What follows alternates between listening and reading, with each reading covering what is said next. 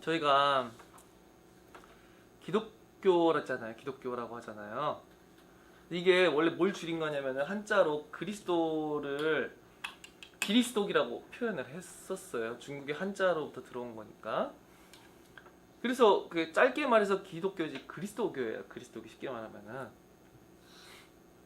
왜 우리가 그리스도교라고 하냐면은 우리의 신앙이 그리스도를 믿기 때문에 그리스도교라고 하는 거예요. 우리가 신앙의 대상이신 분을 가리켜서 믿기에 그리스도교다 이렇게 말을 해요. 우리가 신앙에 있어서 다른 것은 다 모르더라도 정말로 중요한 게 있는데 그것은 우리 신앙의 대상이신 우리 주 예수 그리스도에 가는 거예요. 만약 그것을 빼놓는다면은 내가 평생토록 교회를 다니고 뭐 평생토록 봉사도 하고 열심도 다하고 충성도 다하고 열심히 여러 가지 신앙생활에 있는 다양한 것들 다 했다 할지라도 그 신앙이 잘못되어 있으면 우리는 실상 모든 것은 다 헛된 것들을 한 것에 불과해요. 우리 주 예수 그리스도를 모르면서도 혹은 관념적 지식을 알고 있으면서도 혹은 왜곡된 지식을 알고 있으면서도 저희가 만약 단지 우리들의 외적인 종교생활 때문에 외적인 어떤 종교활동 때문에 그냥 그렇게 생활하고 있다면은 그게 아무 의심 없이 그냥 그 활동 자체, 외부적인 활동 자체 신앙으로 삼고 살아가고 있다면 무언가 잘못된 거예요. 그래서 우리가 정말로 알아야 될 사실이 있는데 우리들에게 구원이 필요하다는 거예요. 그리스도께서 우린 단순히 그리스도의 존재를 믿는 게 아니에요. 아니 그리스도의 존재를 믿는 거죠. 당연히 그 존재를 믿는 건데 그 존재만 믿는 게 아니에요. 하나님이 살아계신다. 뭐 예수 그리스도께서 살아계셨지. 단순히 그 존재가 아니라 그가 누구이시면 그가 무엇을 이루셨는지까지 우리는 알아야 되는데 그것을 알려면 우리는 인간이 처한 상황이라는 걸 알아야 돼요. 인간이 처한 상황을 알지 못하면은 마치 무엇과 같냐면은 그 의사가 있는데 예를 들어서 이게 위암이에요. 위암인데 알고 보니까 췌장암으로 잘못 판단하고 치료를 다르게 한 거예요. 약도 다르게 쓰고 다른 부위에다가 뜬금없이 위암인데 췌장에다가 막 항암 치료를 하고 췌장에다 뭐 방사선을 째고 이러면은 췌장은 망가지는데 정작 고쳐야 될 위는 더 망가져 버려요. 그 생명을 잃게 돼요. 인간에게 닥쳐있는 그 현실이 인간에게 닥쳐있는 그 현실이 어떠한지 인간이 진짜 그들의 가장 큰 문제가 무엇인지 그들의 질병이 무엇인지를 잘 모르면은 이와 같이 사람을 죽이는 의사가 될 수 있다는 거예요. 그런데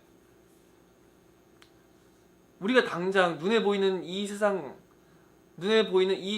현실, 그러니까 죽으면은 없어질 이 세상을 사람들이 전부라고 생각하고 살아다가 보니까 복음을 전함에 있어서도 이 세상에 있는 문제들이 그 사람들에게 당장 해답으로서 제시해야 될 것이라고 사람들이 생각하는 거예요. 무엇이냐?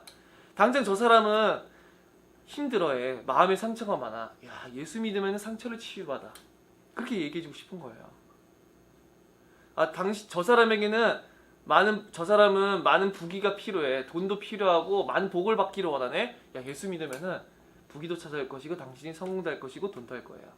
저 사람은 자녀가 좀 막 나가고 있네.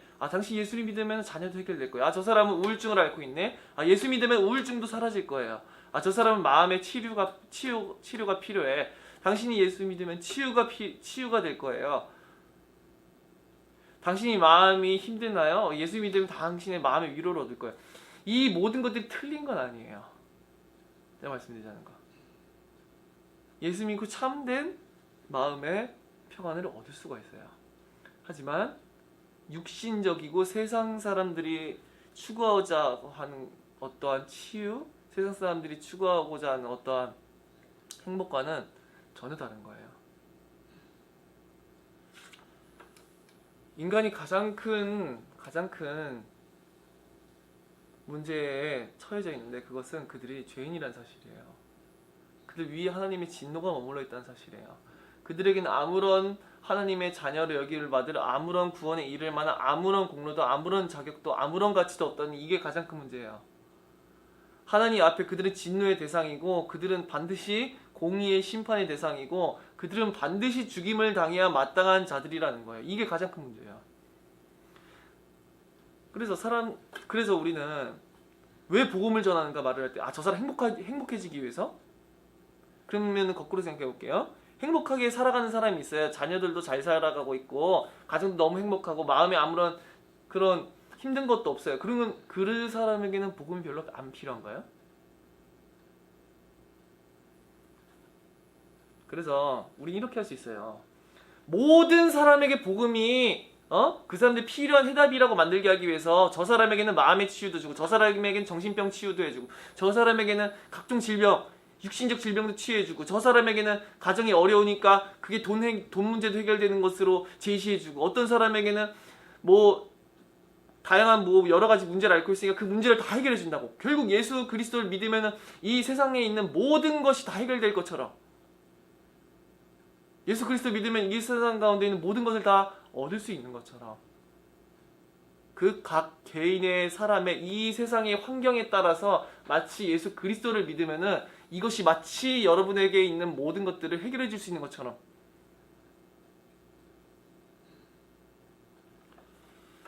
정말 이런 거짓 복음이 판을 치고 있어요.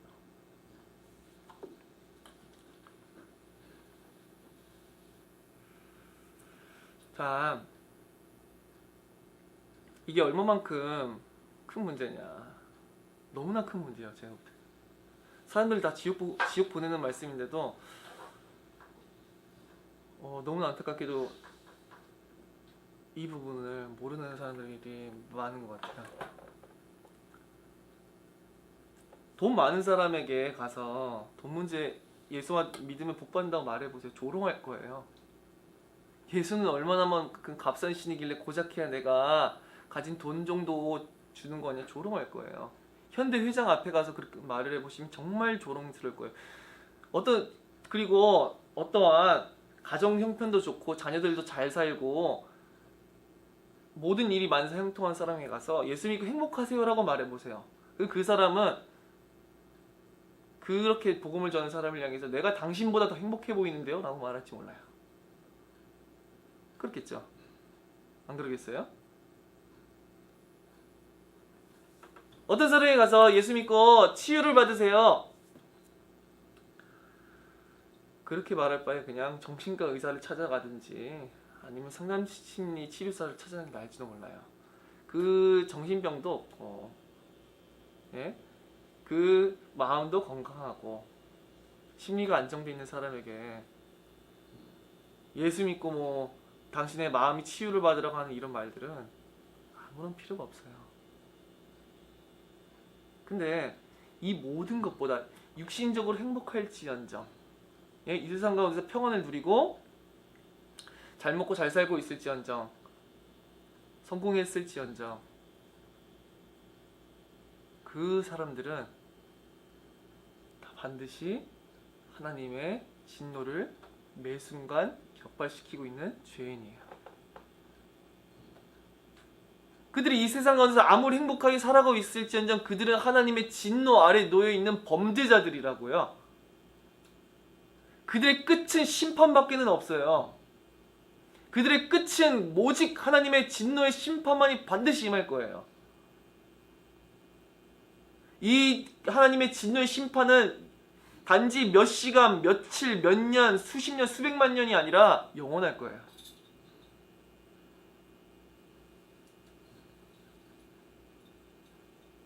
근데 저희는 너무나도 당장에 내 눈앞에 닥쳐있는 문제들이라든지 당장에 이 세상의 삶에 살아가는 그 동안의 그런 필요를 원하기 때문에 예수 안에 뭔가 이 세상 가운데 문제들이 있고 이 세상 가운데 있을 뭔가를 얻어낸다 이렇게 말을 해주면 그것에 혹한 경향이 있어요. 그런 말들에 우리 신앙의 선조들에게 가서 그런 말을 하면 조롱해요. 조롱. 그들에겐 그들을 조롱하는 거예요. 내 이 세상에 있는 모든 것을 잃고 예수를 쫓았던 사람들에게 가서 그런 말을 하면 조롱이에요. 조롱. 그들은 영원한 것을 얻기 위해서 영광스러우신 우리 구세주를 뵈기 위해서 이 세상 가운데 있는 모든 걸 잃어버렸는데 그들에게 가서 예수를 믿고 세상에 있는 모든 것을 얻고 세상에 있는 모든 문제들을 해결받으라고 말을 해주면 그게 얼마만큼 그들이 조롱하는 거예요. 그들은 모든 것을 잊고 도리어 모든 고통을 당했는데 주 예수 그리스도를 위해서.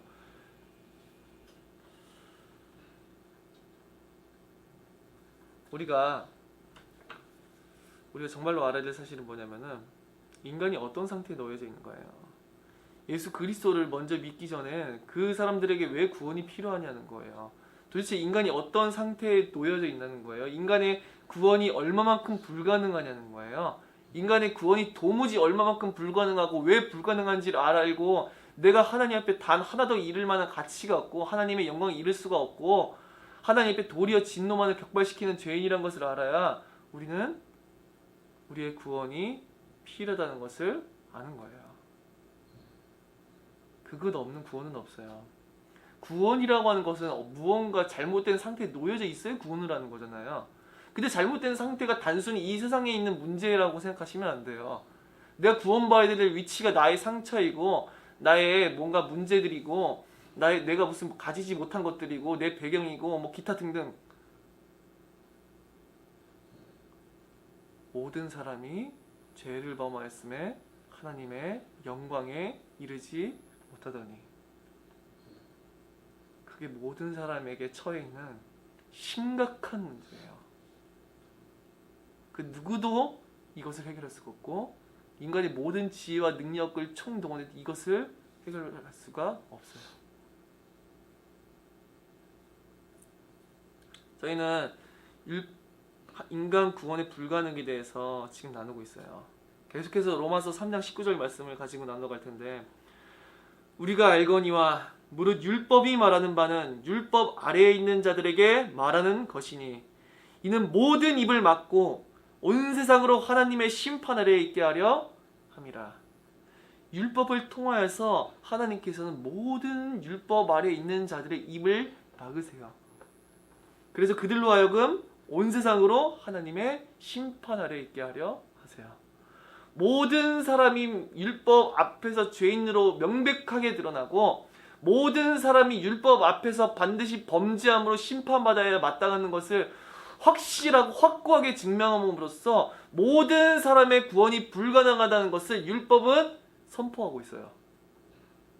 우리가 그 율법 앞에 어떤 존재들인지 그 율법 앞에 얼마만큼 구원이 불가능한 존재들인지 이 율법은 하나님의 공의와 정의 그리고 하나님의 거룩하심을 명백하게 선언해주고 있어요.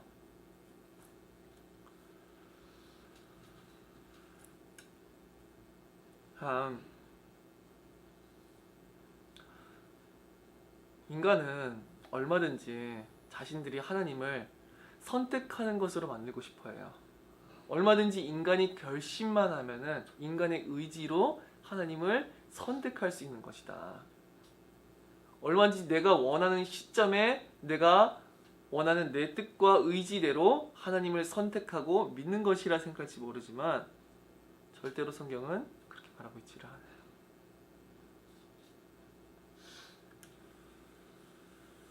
인간은 하나님께로 돌이키지 않으려 하고 하나님을 스스로 믿을 수도 없어요.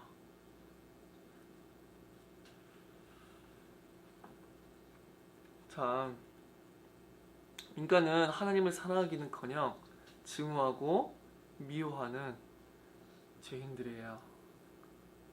왜 그런지를 저희는 지금까지 많이 나눴어요. 하나님의 공의와 정의와 거룩과 그의 절대적인 영광 앞에서 인간은 하나님을 원하지 않아요. 다만 유약하고 다만 눈물을 흘리고 다만 온통 다 사랑으로서 인간의 모든 필요를 채워주고 인간의 안녕과 인간의 구원과 인간의 행복과 인간의 모든 것을 위해서 존재하는 신을 원하지 참 살아계신 성경에 기록된 하나님을 원하지는 않는다고 말씀드렸어요. 인간은 자신의 죄에 대해서 반문할 수가 없는데 갈라디아서 3장 10절은 뭐라고 말을 하냐면은 무릇 율법 행위에 속한 자들은 저주 아래에 있나니 기록된 바 누구든지 율법 책에 기록된 대로 모든 일을 항상 행하지 아니한 자는 저주 아래 있는 자라 하였습니다. 모든 율법 책에 기록되어 있는 대로 항상 모든 것을 행해야 돼요. 1분 1초 쉬지 않고 하나님의 율법을 하나도 빠짐없이 항상 행해야 돼요. 야고보서 2장 10절에 보니까 누구든지 온 율법을 지키다가 그 하나를 범하면 모두 범한 자가 되나니 1분 1초 쉬지 않고 하나님의 모든 율법에 대하여서 순종해야 되는데 그 중에 단 하나라도 하나님의 율법을 거역하면은 그 사람은 그 율법 전체를 거역한 것과 동일해요. 또한 하나님의 율법은 사람의 마음과 생각을 판단하고 그 동기와 목적까지도 판단하기에 그 사람은 어떠한 겉으로 드러나는 외형적인 행위뿐만 아니라 그 사람의 은밀한 행위, 마음, 생각, 동기 모든 것을 가지고 하나님의 율법을 지켜야만 해요. 그리고 인간은 하나님을 마음과 뜻과 힘과 목숨까지 다해서 사랑해야 되고 그 사랑하는 동기로서 하나님의 모든 율법을 행해야 되는 거예요. 어떤 율법을 행하다가도 그것이 자기를 위한 동기라든지 혹은 다른 목적을 가지고 하는 것이라면은 그것은 하나님의 율법에 맞지 않는 거예요. 이 하나님의 율법은 가장 완전하고 완벽하고 온전하며 거룩하고 의롭고 선한 법이에요. 인간이 악해졌기에 인간이 범죄하기에 이 율법의 요구가 지나친 것처럼 느껴질 뿐 이 하나님의 율법은 선하고 의롭고 거룩한 거예요. 그러나 그와 반대로 인간이 악하기에 그 법이 미워 보이는 거예요. 자, 세상에서도 생각해 볼 때 성범죄자들을 조주빈 같은 애들을 처벌해 아동 성착취하는 애들을 처벌해야 된다는 것을 주장하는 게 당연한 거예요. 그죠? 근데 아동 성착취물을 만드는 애들에게는 그 법을 지정하는 게 싫어요. 그 법을 강하게 하면 할수록 더 싫어요. 지금처럼 그냥 1년 6개월만 감옥에 들어가 살다 나오면 좋은데 갑자기 30년형을 때려버리겠다 앞으로 60년형, 무기징역, 사형을 때려버리겠다 이러면은 싫은 거예요. 범죄자들 입장에서는. 왜 그럴까요?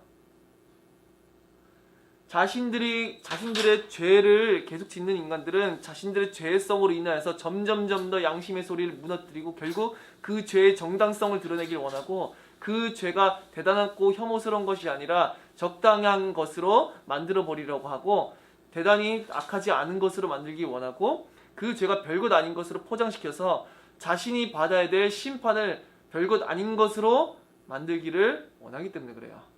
언제든지 죄를 더하면 더할수록 그 죄에 대해서 그 혐오스러움과 악함을 더 축소시키길 원하고 그 죄에 대한 핑계거리를 더 만들어내고 그 죄에 대하여서 작게 만들고 그것이 큰 심판을 받을 만한 게 아닌 것처럼 만들기를 원하는 게 언제나 범죄자들의 마음이지요. 그처럼 인간이 만약 선하다면 인간이 만약 의롭고 거룩한 본성을 따라서 행하기를 원한다면 참된 평화를 원한다면 모든 악을 금지하시는 지극히 거룩하고 선하고 의로운 것을 명령하시는 하나님의 율법이 그들에게는 가장 사랑스럽고 가장 인간을 행복하게 하는 율법이라는 것을 고백했을 거예요. 그러나 인간이 악하기에 하나님의 율법을 악한 것이고 하나님의 율법을 잘못된 것이며 하나님의 율법이 틀린 것이다 이렇게 생각하는 거예요.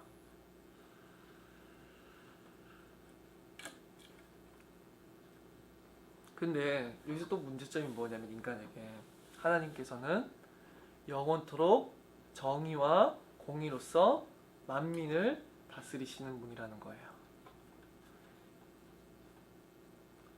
이사야서 33장 5절에 여호와께서는 지극히 존귀하시니 그는 높은 곳에 거하시며 정의와 공의를 시온에 충만하게 하심이라.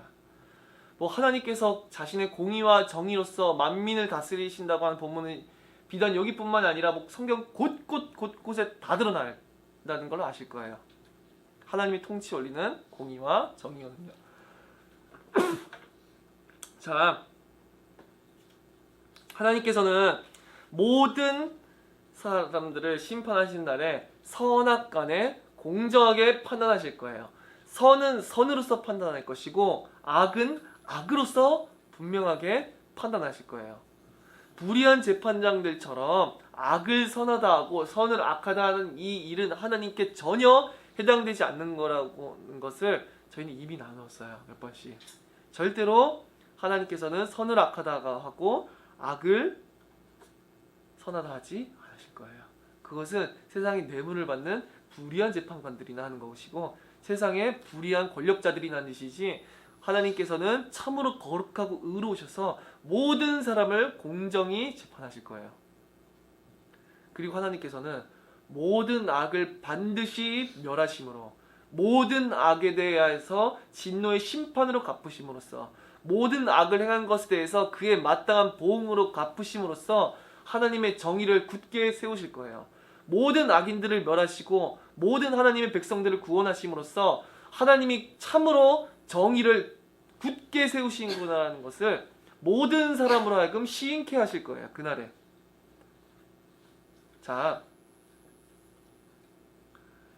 출애굽기 23장 7절에 보니까 거짓 일을 멀리하며 무죄한 자와 의로운 자를 죽이지 말라. 나는 악인을 의롭다 하지 아니하겠노라. 이 하나님의 법을 거역한 악인들은 절대로 하나님의 재판대 앞에 선 순간 의롭다함을 얻을 수가 없어요. 불가능해요. 하나님의 심판대 앞에 설 때 죄인이 의롭다함을 얻는 것은 불가능한 일이에요. 생각해 볼게요. 저희가 그 송정호가 걔가 전 세계에 있는 아동들 1살짜리 2살짜리 애들 이런 성착취 영상 제작을 유도하고 그런 것을 퍼뜨려서 돈을 벌어서 했음에도 불구하고 고작 걔가 1년 6개월 살다 나왔어요. 그런 죄를 지어도 우리나라가 그래요. 그렇게 관대해요. 범죄자들에 대해서. 하나님 앞에서는 그 어떤 악인도 정의의 심판을 면할 수가 없어요. 심지어 정말 많은 정치 범죄자들, 권력자들 재판 가는 거 보세요. 맨날 징역 3년, 집행유예 1년 뭐 이런 식으로 풀려나잖아요. 그렇죠. 집행유예 해주는 이유가 뭐예요? 그냥 풀어주는 거거든요, 사실. 그렇잖아요. 징역 떨어져 집행유예 떨어지면 어차피 감옥 안 가는데. 이게 무슨 재판이라고. 그러나 하나님 앞에서는 어떠한 악인도 의롭다함을 얻을 수가 없어요. 내가 의롭다함을 얻지 못하는 것을 아셔야 돼요. 악이 하나라도 있다면.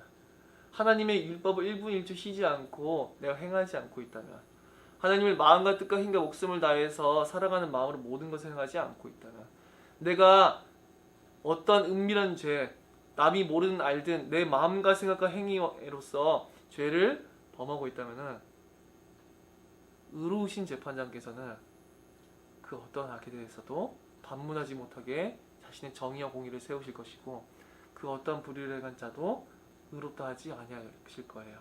도리어 그들의 죄를 드러내시고 그들을 불의한 존재라고 선언하시고 그들을 죄인이라 시인하실 거예요.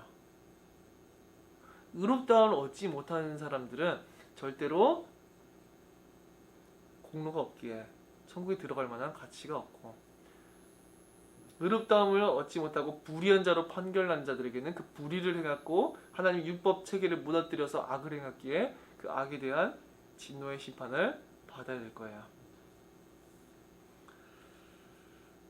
시편 50편 21절에 내가 이 일을 행하여도 내가 잠잠하였더니 내가 나를 너와 같은 줄로 생각하였도다. 그러나 내가 너를 책망하여 내 죄를 내 눈앞에 낱낱이 드러내리라 하시는도다. 하나님께서는 분명 그들의 죄를 낱낱이 드러내실 거예요. 하나님께서는 이 악을 행하여도 당장 하나님께서 심판하지 아니하시니까 마치 하나님께서도 그런 악에 대해서 침묵하신 분인 것처럼 믿는 자들에게 내가 나를 너와 같은 줄로 생각하였다 말씀하세요. 우리는 당장 하나님께서 오래 참으심으로 진노하지 아니하시고 곧바로 심판을 행하시지 않으니까 우리의 범죄 행위가 하나님 앞에 용납될 거라 생각할지 모르지만 하나님께서는 마지막 심판의 날에 그 모든 죄가 그 앞에 펼쳐져 있고 그 죄가 낱낱이 드러날 것이고 그 죄에 대해서 보응하실 거예요. 계시록 20장 11절부터 15절에 내가 보니 죽은 자들이 큰 자나 작은 자나 그 보호자 앞에 서 있는데 책들이 펴 있고 또 다른 책이 펴졌으니 곧 생명책이라. 죽은 자들이 자기 행위를 따라 책들에 기록된 대로 심판을 받으니. 생명책이 있고 그리고 인간의 행위를 따라 기록된 책이 한 권이 놓여 있어요. 보니까 바다가 그 가운데 죽은 자들을 내주고 또 사망과 음부도 그 가운데에서 죽은 자들을 내주매 각 사람이 자기의 행위대로 심판을 받고 사망과 음부도 불못에 던져지니 이것이 둘째 사망 곧 불못이라. 누구든지 생명책에 기록되지 못한 자는 불못에 던져지리라. 생명책에 기록되지 못하고 도리어 악인들의 행위에 자신의 행위가 기록된 자들은 그것대로 심판을 받고 영원한 불못에 던져질 거예요. 자기의 모든 행위가 기록되어 있대요. 인간의 모든 행위가. 그 모든 행위를 우리는 이 세상 살아가는데 우리가 심지어 기억을 못할지언정 하나님의 심판대 앞에서는 그 행위대로 보응의 심판을 받게 될 거예요. 에스겔서 21장 14절부터 17절 보니까 그러므로 인자야 너는 예언하며 손뼉을 쳐서 칼로 두세 번 거듭쓰이게 하라. 이 칼은 죽이는 칼이라. 사람들을 둘러싸고 죽이는 큰 칼이로다. 내가 그들이 낙담하여 많이 엎드려지게 하려고 그 모든 성문을 향하여 번쩍번쩍하는 칼을 세워 놓았도다. 오호라 그 칼이 번개 같고 죽이기 위하여 날카로웠도다. 칼아 모이라 오른쪽을 치라 대열을 맞추라 왼쪽을 치라 향한 대로 가라. 나도 내 손뼉을 치며 내 분노를 다 풀리로다. 나 여호와가 말하였노라.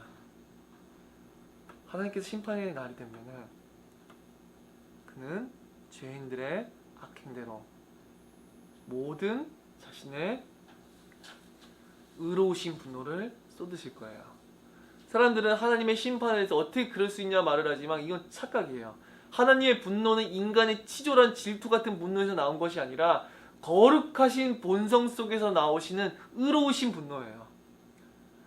우리가 조주빈 같은 애들을 보면서 분노해야 정상이에요. 그죠? 저 행위가 사랑스러워 보인다던가 그러면은 뭔가 이상한 사람이에요. 오늘 아침에 기가 막힌 뉴스를 봤는데 어떤 편의점에 어떤 여자분께서 들이박아시고 막 깜짝 놀랐어요. 편의점에 들어가지고 그냥 편의점 쓸어버렸더라고요. 차를 몰고 들어가서. 근데 어떠한 악행행위들을 보면서도 사람들의 범죄를 보면서도 그럴 수 있지 괜찮은 거야 라고 생각한다면은 내가 그 죄를 적당히 용인하는 사람이고 내가 그 저의 죄악들을 크게 생각하지 않는다는 거예요. 그 말은 내가 얼마든지 그 악을 사랑하고 나 또한 그 악을 좋아한다는 그런 의미가 될 수 있겠죠. 그러나 하나님의 분노는 모든 선한 것들을 사랑하시기에 지극히 그가 거룩하시기에 나오는 의롭고 거룩하신 분노라는 거예요. 의분이라는 거예요. 예레미야 23장 19절 20절에 보니까 보라 여호와의 노여움이 일어나 폭풍과 회오리 바람처럼 악인의 머리를 칠 것이라. 노여움이 일어날 것이고 폭풍과 회오리 바람처럼 그 노여움이 악인을 칠 거예요. 이것은 폭풍과 회오리 바람이라는 것은 지극히 강력하고 두렵고 크신 권능으로서 하나님의 심판이 임한다는 것을 말해주는 비유적 표현이죠. 여호와의 진노가 내 마음에 뜻하는 바를 행하여 이루기까지는 그치지 아니하나니. 내 마음에 뜻하는 바 하나님께서 공의와 정의로서 그 악인들에게 내리실 진노의 뜻, 그들의 마땅히 받아야 될 보응의 심판의 그 뜻, 그 진노의 심판의 그 값이 그 뜻하신 바가 행하여서 이루어지기 전까지는, 공의의 형벌이 그들에게 완전하게 집행이 완료되기 전까지는 하나님의 진노가 그치지 아니하리라 말씀하세요. 근데 그걸 언제 알게 될 것이냐? 너희가 끝날에 그것을 완전히 깨달으리라. 그 끝날, 즉 심판의 날이 다가오면은 그 날에는 모든 악인들은 알게 될 거예요. 하나님께서 모든 자신의 의로우신 분노대로 그들의 심판의 삭스를 갚으시고 그들에게 보응하시고 그들의 악을 드러내시고 그들을 반드시 저 불못으로 던지시리라는 사실. 근데도 이 하나님의 정의와 공의가 없을 거라고 믿는 사람들이 있어요. 어떤 심리를 가진 사람들이냐면은 저 재판장 앞에서 그 조주빈도 계속 조주빈만 예를 드는데 조주빈이었나? 누구 있었지? 조주빈 같기도 하고요. 그 반성문을 30몇 번인가 써냈대요. 30몇 번인가. 그 반성문으로 느끼세요? 아니면 악어 눈물로 느껴지세요? 저는 악어 눈물로밖에 안 느껴져요. 그 예전에 그 연예인 애들 정준영 뭐 최 뭐더라 뭐 하여간 그냥 걔네들이 또 뭐 죄를 지어가지고 뭐 맨날 여자애들한테 그 수면제 타가지고 그 뭐 아이돌하고 뭐 유명한 가수 애들이 여자 수면제 타가지고 그 성폭행하면서 녹화해가지고 백날 지들끼리 공유해왔었던 거예요. 지금까지도. 그러니까 그래놓고서는 법정 앞에 서서 막 눈물 흘리면서 막 그러는 거죠. 그게 악어 눈물로 느껴지지 저에게는 그게 어떤 뭐 받아 용납해줄 수 있을 만한 그런 반성으로 전혀 느껴지지 않거든요. 다만 그들은 형벌을 면하고자 연기하고 있을 뿐. 언제든지 범죄자들의 특징은 저 재판관이 정의롭고 공의롭지 않기를 원해요. 그냥 온통 다 사랑이 많아가지고 너무나 자비와 공의를 많아서 나의 죄를 그냥 묵인해주고 눈 감아주고 적당히 여겨주는 그런 재판관을 원해요.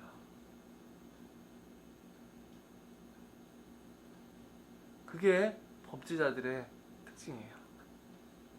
따라서 사람들은 이 보편적 이유 또한 하나님의 완전하신 율법 앞에서 자신들의 죄에 대한 모든 핑계거리를 만들어내길 원하고 그 하나님의 정의와 공의를 부인하고 자신들의 악을 그럴듯한 것으로 혹은 어쩔 수 없는 것으로 그럴듯하게 지을 수밖에 없었던 모든 이유거리를 만들어가지고 그 악을 정당하려고 해요.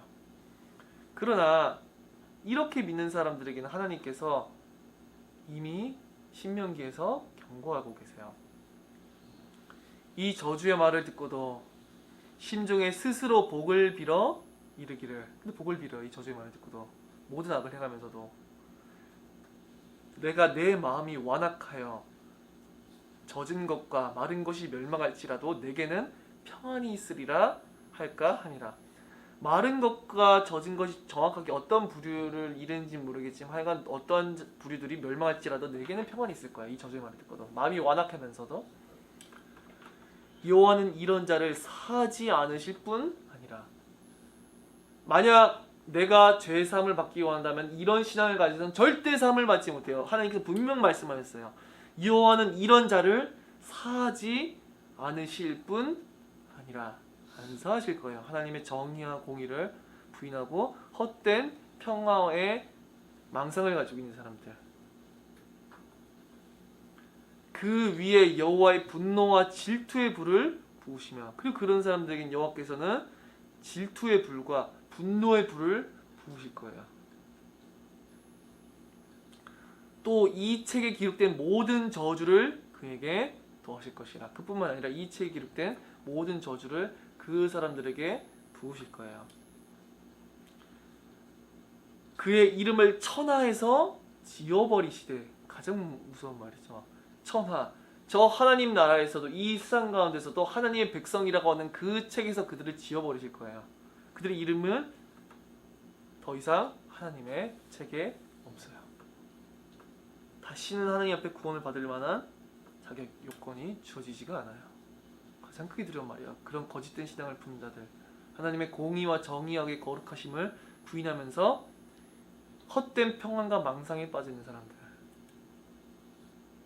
여호와께서 곧 이스라엘 모든 지파 중에서 그를 구별하시고 이 율법책에 기록된 모든 언약의 저주대로 그에게 화를 더하시리라.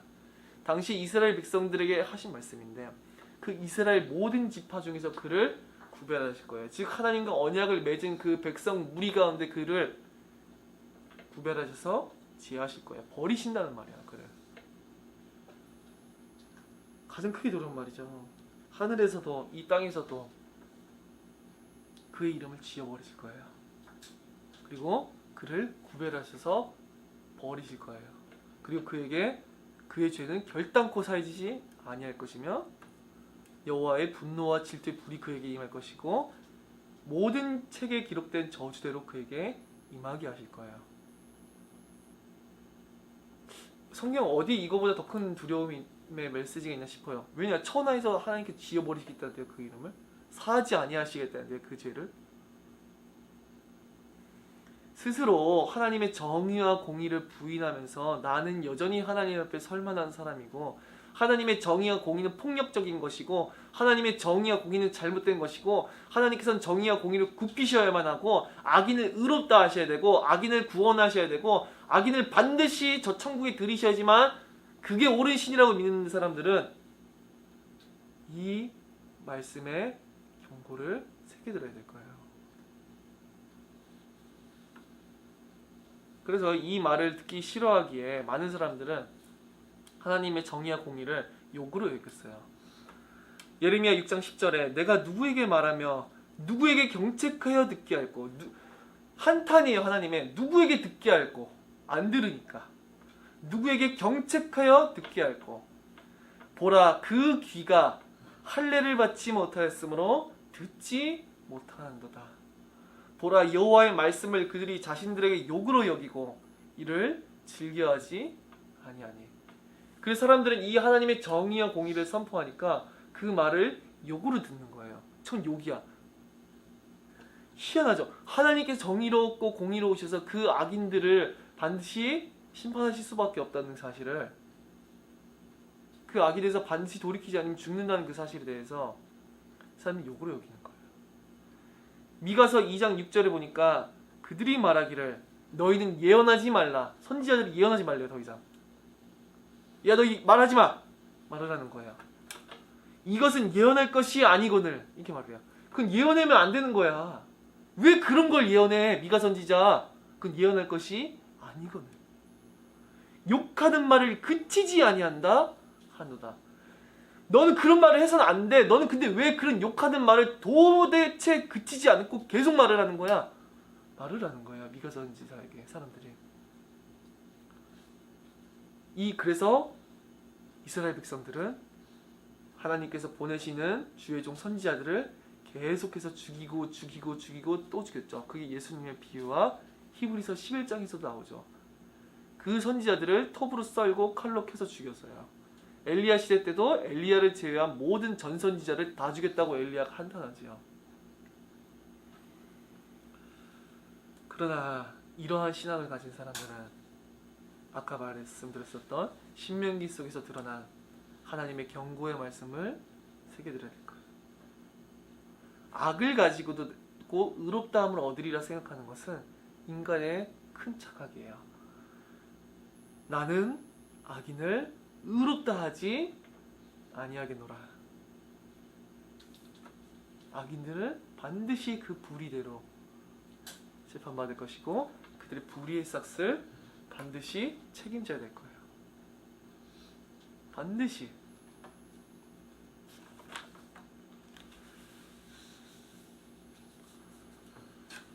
우리는 억지로 헛된 근거를 가지고 우리가 하나님의 더 큰 진노를 품게 해서는 안 돼요. 하나님께서는 온통 다 사랑이시기 때문에 죄를 눈감아 주실 수 있고 죄를 타협해 주실 수 있고 죄를 적당히 용인해 줄 수 있는 분이야. 어떻게 하나님이 인간을 심판하실 수 있겠어? 어떻게 하나님이 인간을 지옥불에 보내실 수 있겠어? 그것은 악인들이 재판관 앞에 섰었을 때 그 재판관이 죄에 대해서 침묵하고 죄에 대해서 모른 체하고 죄에 대해서 무감각하기를 원하는 심리와 완벽하게 동일한 심리예요. 하나님을 불의하는 분으로, 죄에 대해서 침묵하시는 분으로, 불의한 재판장으로 생각한다면 그것은 절대로 잘못되고 하나님의 공의와 정의를 무너뜨리려고 하는 신성을 모독하는 일이라는 것을 저희는 알아야 돼요. 악인은 반드시 죄의 삭을 치러야 되고 절대로 의롭다함을 얻을 수가 없어요. 그것을 부인하는 자들에게는 더 큰 저주가 임할 거예요.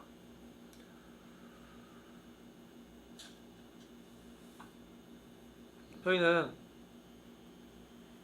하나님의 율법에 1분 1초 쉬지 않고 순종해야 돼요. 모든 마음으로도 생각으로도 행위로도 하나님의 율법에 순종해야 돼요. 모든 은밀한 순간에조차도 하나님의 율법에 순종해야 돼요. 만약 그러다가 단 한 가지의 율법이라도 거역한다면, 단 한 가지 악이라도 떠올리고 단 한 가지 악이라도 마음에 품고 단 한 가지 악이라도 행한다면 그것이 이 세상 사람들 그 누구도 알지 못한 것일지언정 하나님 앞에는 드러나는 바가 되었다는 사실을 아셔야 될 거예요. 그리고 그 한 가지 율법을 거역한 것은 하나님의 율법 체계 전체를 무너뜨린 것과 동일하다는 것을 아셔야 될 거예요. 그래서 이 하나님의 율법 앞에 우리는 자신의 구원이 정당한 것인지를 생각해 봐야 돼요. 내가 하나님 앞에 당당히 구원을 얻을 만한 존재인지, 당당히 구원을 요구할 만한 존재인지를 생각해 봐야 돼요. 아니면 도리어 하나님의 모든 진노를 받아 마땅한 자인지를 저희는 스스로 자문하고 하나님 앞에서 생각해 봐야 돼요. 나는 구원이 가능한 존재인가? 그날 로마서 3장 19절 우리가 알거니와 무릇 율법이 말하는 바는 율법 아래에 있는 자들에게 말하는 것이니 이는 모든 입을 막고 온 세상으로 하나님의 심판 아래에 있게 하려 함이라. 만약 이 하나님의 율법에 대해서 여전히 반문하고 계시다면, 여전히 내 가운데서 하나님의 율법은 악한 것이고 너무 심각한 것이고 하나님의 정의와 공의는 틀린 것이고 그 율법은 너무 지나친 것을 요구한다고 생각한다면 그 사람은 오히려 더 큰 저주를 쌓는 자이며 그 사람 더 큰 하나님의 심판을 예비하는 것에 불과해요. 이 율법은 분명하고 확고하며 영원하신 하나님의 법이에요. 온 세상으로 하나님의 심판 아래 있게 하려 함이라. 모든 입을 막을 거예요. 이 하나님 율법은 자신이 스스로 구원에 이를 만하다고 하는 그 모든 입을 막을 거예요. 인간이 스스로 구원받을 만한 가치가 있다고 믿는 그 모든 입을 막을 거예요. 스스로 하나님의 심판의 대상이 아니라고 말하는 그 모든 입을 막을 거예요. 하나님의 공의와 정의를 부인하는 그 모든 입을 막을 거예요. 하나님 앞에 스스로가 설 만한 가치 있는 존재라고 말을 하는 그 모든 입을 막을 거예요. 그래서 모든 사람으로 하여금 하나님의 심판 아래 있게 하려 할 거예요. 저희는 이 사실을 분명하게 알아야 돼요. 아까 처음에 말씀드렸던 것처럼 인간이 하나님을 스스로 선택하고 섬겨주는 것이냐, 그렇게 느껴지시나요? 인간이 얼마든지 하나님을 선택하고 인간이 얼마든지 하나님을 자신이 믿고 싶은 때에 믿고 자신의 의지로서 다른 어떠한 많은 종교를 갖듯이 하나님을 선택하고 그리스도를 선택한 것이라 생각하신다면 그것은 절대적으로 틀린 거예요. 인간에게서 구원이 불가능하다는 것, 내게로부터 구원이 불가능하다는 것을 하나님 앞에 시인하셔야지만 그 사람에게서야 하나님의 지혜와 능력에 있어서 하나님이 이루시고 이루어 나가시는 구원의 사역이 무엇인지를 알 알게 될 거예요. 기도하고 말씀을 마치겠습니다. 살아계신 하나님 아버지께 감사를 드립니다. 저희의 구원이 얼마만큼 불가능하며 우리의 불의가 얼마만큼 하나님을 진노케 했고 우리가 하나님의 율법 앞에서 반드시 심판을 받아 죽어 마땅한 죄인이라는 사실을 참으로 시인할 수 있도록 은혜를 허락하여 주시옵소서. 하나님께서 참으로 정의로우시고 의로우시는 재판관이라는 사실을 우리가 참으로 우리 신앙으로 고백할 수 있도록 은혜를 허락하여 주시옵소서. 그리고 그 앞에 우리가 얼마만큼 미약하고 나약하고 얼마만큼 범죄한 죄인들인지를 참으로 시인할 수 있도록 은혜를 허락하여 주시옵소서. 그래서 내 스스로를 높이는 어떠한 교만이나 내 스스로를 자랑하는 어떠한 그러한 거짓된 마음이 있다면 그 모든 것들 제하여 주시고 처절히 하나님 앞에 엎드려서 나의 모든 구원이 불가능하며 나의 모든 가치가 하나님 앞에 아무것도 아닌 것임을 시인할 수 있도록 은혜를 허락하여 주시옵소서. 그래야 해서 크신 은혜를 더하사 하나님의 지혜와 능력으로서 이루신 그 구원의 사역을 할 수 있도록 은혜를 허락하여 주시옵소서. 살아계신 우리 주 예수 그리스도 이름으로 기도드립니다. 아멘.